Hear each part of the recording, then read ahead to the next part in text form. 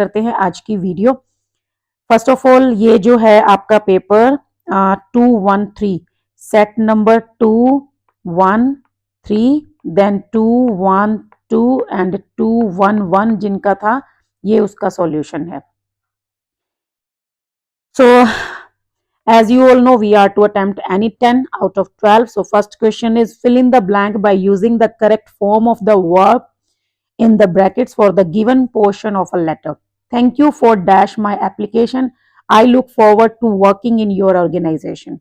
देखिए एक तो यहाँ पे सिंपल आपको एक चीज मैंने पहले भी बताई हुई है, we always use first form with to, but if it is look forward to then we use ing. तो यहाँ से ये आपको कंफर्म हो गया होगा कि यस मैम सही बताते हैं।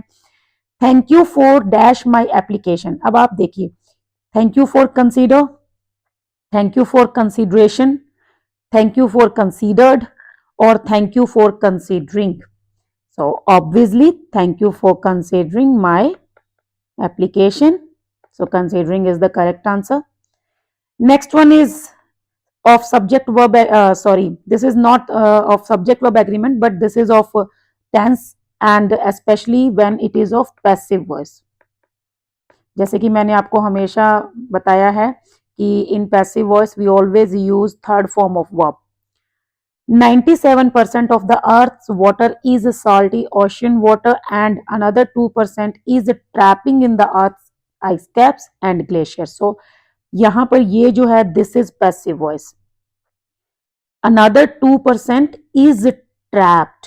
ठीक है, सो ट्रैपिंग इज द एरर, क्योंकि ये कोई ऐसा काम नहीं है जो कॉन्टिन्यूसली हो रहा है, ये जो है बता रहा है कि जो अनदर 2% है वो ऑलरेडी ट्रैप्ड है। ठीक है, सो इज ट्रैप्ड होगा। Next question is of reported speech. अच्छा, यहाँ पे मैं एक चीज आपको बता देती हूँ, मैंने अपने चैनल पे 2 वीडियोस जो हैं इससे पहले रिसेंटली 2 वीडियोस अपलोड की हुई हैं। 60 very important questions and 60 very important questions की 2 वीडियोस हैं सेम ऑलमोस्ट। दोनों के अंदर मैंने 5 सैंपल पेपर्स के जो हैं 12 क्वेश्चन, सो 12 into 5 60 क्वेश्चन, टोटल 120 क्वेश्चन करवाए हैं। अगर आप उन वीडियोस को देखोगे, उन सैंपल पेपर्स को सॉल्व करोगे, यू विल फाइंड कि जो सेम पैटर्न है वो फॉलो किया गया है सीबीएसई के फाइनल एग्जाम में। अपार्ट फ्रॉम दैट आपको जो रूल्स उसमें मैंने क्लैरिफाई किए हैं, मतलब क्लियर किए हैं, और कहीं ना कहीं उन्हीं से मिलता जुलता जो कंटेंट है वो फाइनल एग्जाम में भी आया है। तो आप इजीली समझ सकते हो कि अगर आप लास्ट 12 to 15 ईयर्स के question paper within throughout the whole session अगर आप उनको सॉल्व कर लेते हैं, so you will definitely get full marks in English grammar, whether you are in class 9 और 10। अभी मेरी एक स्टूडेंट है, उसके 12 क्वेश्चन वो अटेम्प्ट करके आई है और उसके 12 के 12 करेक्ट हैं। सो दैट मीन्स कि उसने मेहनत की है, उसने लास्ट ईयर जो पेपर्स हैं वो सब सॉल्व किए और इन्हीं रूल्स को समझा अच्छे से। सो दैट मीन्स कि वो इजीली अपने हर क्वेश्चन को करेक्टली जो है अटेम्प्ट कर पाई।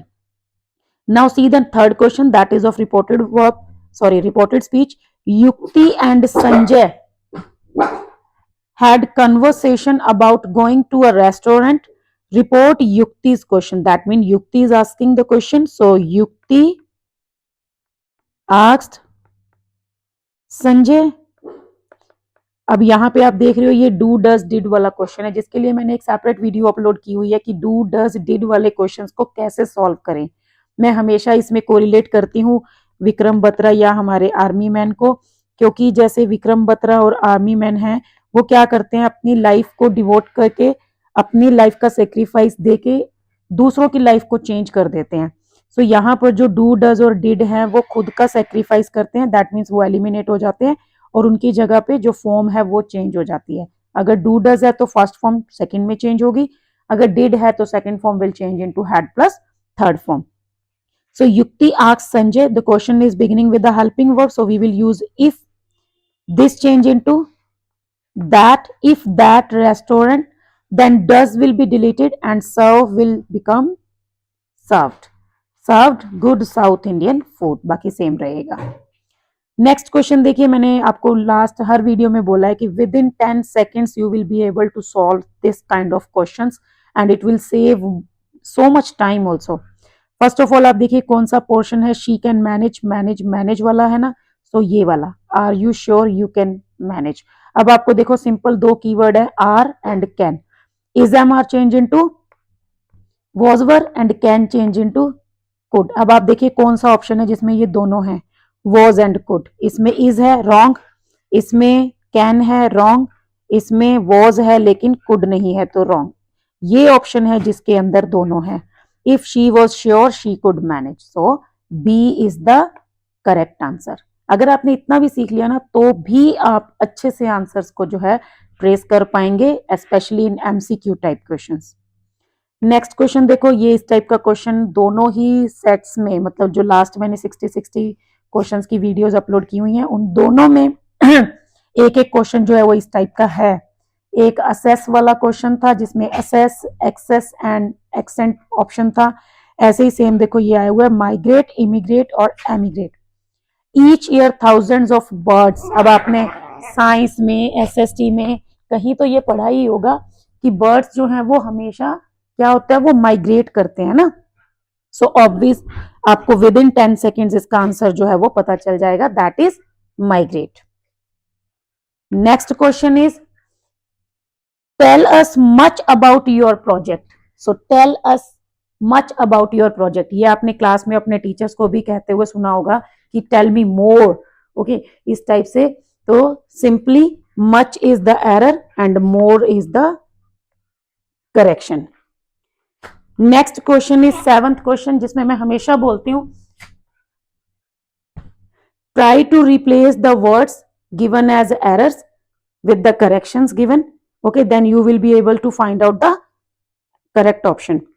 So first of all, see if we replace teenage with teenagers, so teenagers and children, so यहाँ पर क्या होगा, दो वर्ड्स का मीनिंग जो है वो रेफर करेगा बच्चों को, तो टीनेजर्स भी बच्चे हो गए और चिल्ड्रन भी बच्चे हो गए, तो यहाँ पे ये तो हो नहीं सकता, सो टीनेजर्स रॉन्ग हो गया। देन कंसर्न, कंसर्न्स हो गया, तो मेजर कंसर्न चिंता, ठीक है, तो ये भी जो है प्लूरल नहीं हो सकता, सो ये भी कंसर्न्स रॉन्ग हो गया। नेक्स्ट जो है वो बिटवीन पेरेंट्स और अमंग पेरेंट्स, सो पेरेंट्स जो है वो यहाँ पर मोर देन 1 की बात हो रही है, सॉरी मोर देन 2, ठीक है। अगर हम 2 में करते हैं तो बिटवीन आता है और अगर 2 से ज्यादा होते हैं तो अमंग आता है, तो यहाँ पे जो पेरेंट्स हैं वो 2 से ज्यादा हैं, तो इसीलिए अमंग जो है वो करेक्ट होगा, बिटवीन रॉन्ग होगा। अगर आपको याद हो और आपने वो वीडियो अच्छे से देखी हो तो वहां पर इस टाइप का क्वेश्चन जो है वो आया हुआ था, तो C is the correct answer. So in this way we can find out the correct option, okay. Next question 8th, yesterday, yesterday is the keyword talking about past, so second form, Tanu walk to the park, एक already hint दे दिया है, and enjoyed, to enjoying is wrong because looking forward to कहीं नहीं है, did enjoyed is wrong because did के साथ we always use first form, will enjoy is also wrong because this is of future tense, so एक ही option बचता है, that is enjoyed। मैं हमेशा बोलती हूँ या तो एक करेक्ट ऑप्शन ढूंढ लीजिए या फिर 3 इनकरेक्ट ढूंढ लीजिए, तो यहाँ पर अगर आप एक करेक्ट नहीं ढूंढ पा रहे हैं, अगर आपको डाउट है कि enjoyed या कुछ और, तो आप सिंपली देखिए 2 के साथ आईएनजी नहीं लग रहा, डिड के साथ enjoyed सेकंड फॉर्म नहीं लग सकती, 2 तो रॉन्ग हो गए। विल एंजॉय क्यों नहीं हो सकता, क्योंकि यहाँ पे आपको कीवर्ड मिल गया yesterday एंड एक सेकंड फॉर्म ऑलरेडी आई हुई है, so enjoyed is the correct answer. Next one is of reported speech, Bhavna told Sohail, that means this part we are to change, Bhavna told Sohail that already आपको दे दिया है, you are to change I, then finished and yesterday, I first person according to Bhavna, she finished second form, change according to had plus third form, so she had finished, then the project, yesterday change into the previous day, so this is the correct answer। Next one is we are pleased to announce that our annual sports day dash on 30th April 2025, clear है, बिल्कुल future का time है, so future होगा तो या तो will be held होगा या फिर टू बी हेल्ड होगा, लेकिन यहाँ पर टू बी हेल्ड नहीं आ सकता क्योंकि फ्यूचर की बात हो रही है, सो विल बी हेल्ड जो है that is correct, had been held और इज हेल्ड वो रॉन्ग है। ठीक है, next one 11th question is let's join hands, cultivate conversation sorry conservation and dash a greener tomorrow for generations to come. देखो join cultivate ये दोनों hint दे रहे हैं कि आपको फर्स्ट फॉर्म का यूज करना है। सो एंश्योरिंग, एंश्योर्स और एंश्योर्ड, एंश्योर ये फर्स्ट फॉर्म है। ठीक है, so this is the correct answer. Last question is identify the error and supply the correction for the following note is an in an air purifier's instruction manual.